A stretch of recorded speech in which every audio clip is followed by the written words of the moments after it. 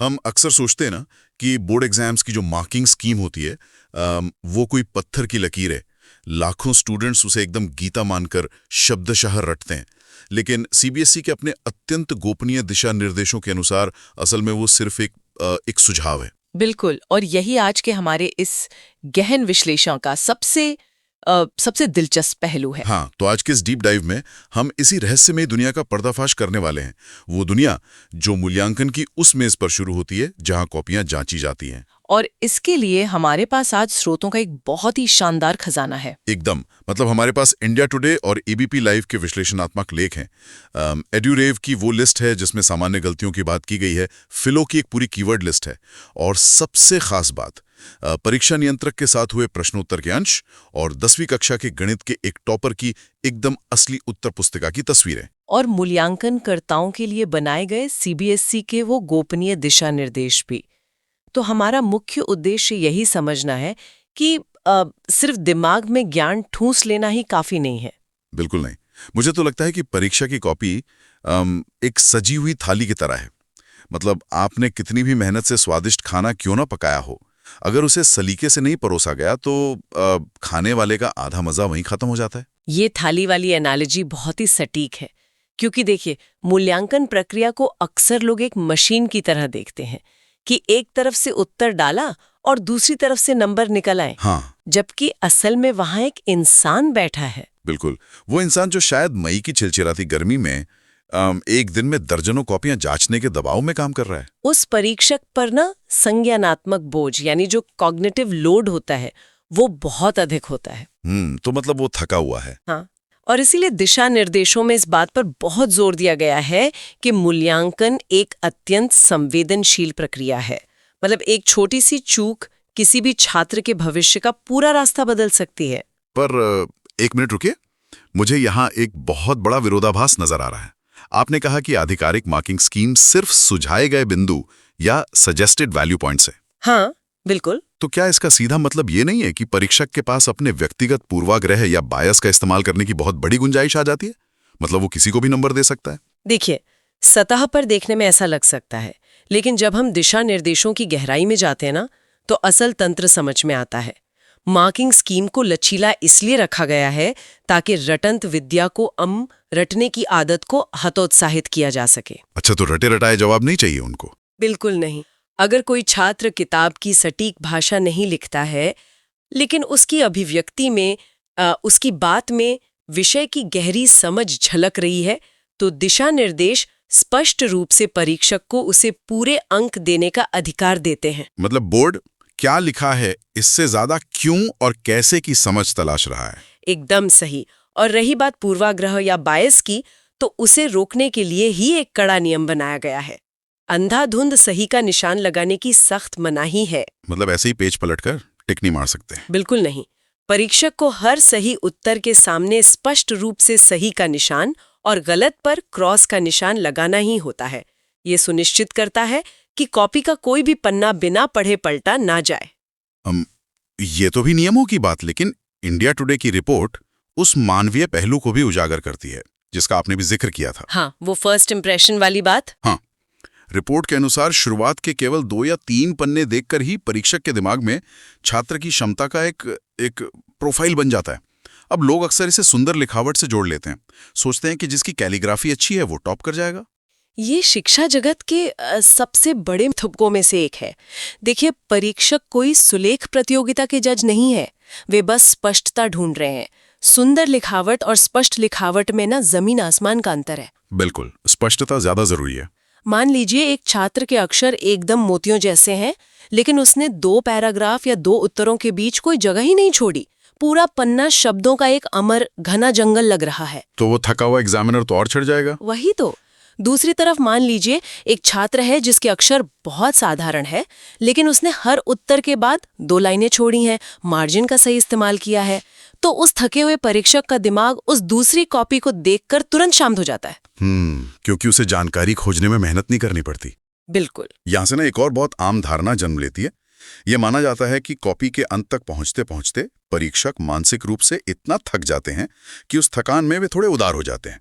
मतलब आखिरी पन्नों पर आसानी से नंबर मिल जाते हैं। हाँ, अक्सर लोग यही सोचते हैं। तो हमारे स्रोतों ने इस धारणा को एकदम सिरे से खारिज किया है। जी। बल्कि सच तो ये है कि इसका उल्टा हो सकता है। थकान के कारण परीक्षक की नजर और भी पैनी हो जाती है, वो शॉर्टकट ढूंढता है। अरे बाप रे, मतलब ढिलाई की कोई गुंजाइश नहीं है। बिल्कुल नहीं। मार्किंग स्कीम पहले पन्ने से लेकर आखिरी पन्ने तक एक ही सख्ती के साथ लागू होती है। अगर छात्र ने अंतिम उत्तरों में ये सोचकर लापरवाही बरती है कि अब कौन इतना ध्यान से पढ़ेगा, तो वहां नंबर कटने तय हैं। तो अगर परीक्षक का दिमाग एक स्कैनर की तरह काम कर रहा है जो जानकारी ढूंढने के लिए संघर्ष नहीं करना चाहता, तो हम उस स्कैनर को हैक कैसे कर सकते हैं? एक औसत उत्तर को टॉपर के उत्तर में बदलने का वो स्ट्रक्चर क्या है? चलिए इसे आपकी ही तरह एक एनालॉजी से समझते हैं। एक लंबा बिना पैराग्राफ वाला उत्तर इंटरनेट पर मौजूद एक ऐसी वेबसाइट की तरह है जिसमें कोई नेविगेशन मेन्यू या सर्च बार नहीं है। जानकारी तो वहां है, लेकिन उपयोगकर्ता को पता नहीं कि वो मिलेगी कहाँ। एकदम सही। और टॉपर छात्र अपनी कॉपी को इस तरह डिजाइन करते हैं कि परीक्षक को कुछ खोजना ही ना पड़े। वो लंबे उत्तरों को छोटे छोटे बुलेट पॉइंट्स में तोड़ देते हैं। अच्छा, मतलब एक सीधा साधा स्ट्रक्चर। हाँ, शुरुआत में 1 या 2 वाक्यों का संक्षिप्त परिचय होता है, फिर मुख्य बिंदु आते हैं और अंत में एक तार्किक निष्कर्ष। ये जो ढांचा है ना, ये परीक्षक के संगनात्मक बोझ को आधा कर देता है। और इस ढांचे में सबसे शक्तिशाली हथियार हैं कीवर्ड्स। बिल्कुल। फिलो द्वारा दी गई कीवर्ड लिस्ट इस बात का एकदम सटीक प्रमाण है। मतलब अगर परीक्षक के पास समय कम है तो वो पूरा वाक्य नहीं पढ़ता है, उसकी आंखें बस विशिष्ट शब्दों को तलाशती हैं। हाँ, जैसे अगर विज्ञान का पेपर है और उसमें हाइपोथेसिस यानी परिकल्पना या रिएक्टेंट और फोटोसिंथेसिस जैसे शब्द उत्तर में मौजूद हैं, तो ये परीक्षक के लिए एक तरह से हरे झंडे का काम करता है। इसी तरह सामाजिक विज्ञान या एसएसटी जैसे विषय में, जहां छात्र अक्सर लंबी लंबी कहानियां लिखना शुरू कर देते हैं, वहां भी कीवर्ड्स ही उत्तर को बचाते हैं। बिल्कुल। अगर अर्थव्यवस्था के किसी सवाल में जीडीपी का जिक्र ही नहीं है या नागरिक शास्त्र के सवाल में सेक्युलरिज्म यानी धर्मनिरपेक्षता या संविधान जैसे शब्द गायब है, तो परीक्षक तुरंत समझ जाता है कि छात्र केवल पन्ने भर रहा है। और अंग्रेजी में प्रोटैगनिस्ट या मेटाफर जैसे शब्दों का इस्तेमाल उत्तर को एक अलग ही लेवल पर ले जाता है। हाँ, और स्रोतों में एक बात और बहुत जोर दे के बताई गई है कि इन कीवर्ड्स और महत्वपूर्ण परिभाषाओं को हमेशा पेन या पेंसिल से अंडरलाइन करना चाहिए। तो अगर हम आपके उस स्कैनर वाले सिद्धांत को यहाँ लागू करें, तो कीवर्ड्स को अंडरलाइन करना हाईवे पर स्पष्ट साइन बोर्ड लगाने जैसा है। उसे एक तरह का मनोवैज्ञानिक डोपामीन हिट मिलता है कि हाँ, सही उत्तर मिल गया, और वो बिना भटके पूरे अंक दे देता है। बिल्कुल। और देखिए, एक और छोटी लेकिन बहुत ही गंभीर गलती जो छात्र अक्सर करते हैं, वो है सब पार्ट्स को स्पष्ट ना करना। मतलब वो ABC वाले सवाल। हाँ, मान लीजिए प्रश्न 5 के 3 भाग है, A, B और C। कई छात्र क्या करते हैं कि तीनों का उत्तर एक ही लंबे पैराग्राफ में मिलाकर लिख देते हैं। अरे, ये तो बहुत कंफ्यूजिंग हो जाएगा। वही तो। अब परीक्षक के पास इतना समय थोड़ी है कि वो उस पैराग्राफ को चीर फाड़ कर ढूंढे कि बी भाग का उत्तर कहाँ से शुरू हुआ। नतीजा ये होता है कि कोई एक हिस्सा जांचने से छूट जाता है। हर सब पार्ट को एकदम अलग लाइन से साफ साफ दर्शाना बहुत जरूरी है। विज्ञान और सामाजिक विज्ञान में कीवर्ड्स और संरचना की बात तो हम पूरी तरह समझ आती है, लेकिन अंकों और समीकरणों की दुनिया में ये जो विजुअल स्कैनिंग का खेल है, ये कैसे काम करता है? वहां भी इसके अलग तरीके हैं। स्रोतों के अनुसार रसायन विज्ञान में सिर्फ रासायनिक समीकरण लिखना काफी नहीं है।